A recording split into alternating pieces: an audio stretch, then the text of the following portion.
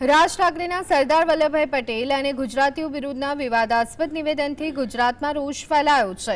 પાટીદાર આગેવાન અલ્પેશ કથિરિયાએ આ નિવેદનનો ઉગ્ર વિરોધ કરતા જણાવ્યું કે સરદાર પટેલનું અપમાન સહન નહીં થાય। રાજ ઠાકરેએ જાહેરમાં માફી માંગવી જોઈએ, નહીં તો પાટીદાર સમાજ આગેવાનો સાથે બેઠક કરી અને વિરોધ નોંધાવશે।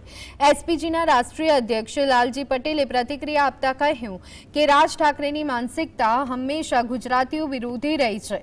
તેમણે ઠાકરે पर मराठीओ सिवाय अन्य समाजનું અપમાન કરવાનો આરોપ લગાવ્યો।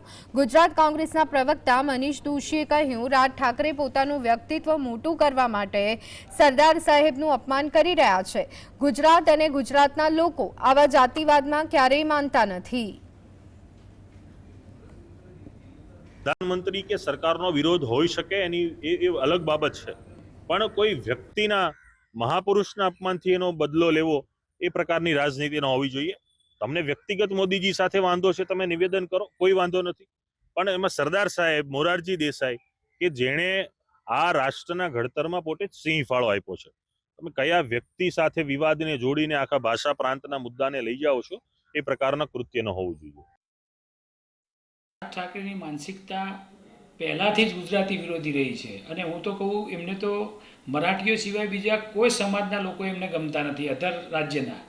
તો મારે રાજ ઠાકરેને કહેવું છે કે તમે વારંવાર આ રીતે ગુજરાતીઓનું અપમાન કરી રહ્યા છો અને સરદાર વલ્લભભાઈ એટલે મહાન પુરુષો જેટલા પણ હોય એમનું જો તમે અપમાન કરશો તો ગુજરાતની અંદર જ્યારે પણ આવશો ત્યારે ચારે બાજુથી તમારો વિરોધ થશે। મને એમ લાગે છે કે એમનામાં ને આ મનસેના નેતાઓમાં સત્તામાં બેઠેલા લોકોને અને મનસેના નેતા વચ્ચે બહુ ફરક નથી, માટે એટલા માટે કહું છું કે તમે ગમે તેના વિશે વાત કરો, પણ સરદાર સાહેબનું અપમાન કરવાનું કોઈ પણ સંજોગોમાં ચાલે નહીં।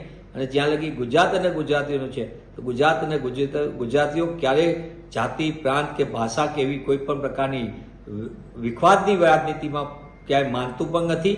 અને કોંગ્રેસ પક્ષ આવા કોઈ પણ પ્રકારના નિવેદન જે સંવિધાનની વિરુદ્ધ છે તેને કોઈ પણ સંજોગોમાં માન્ય રાખતું નથી।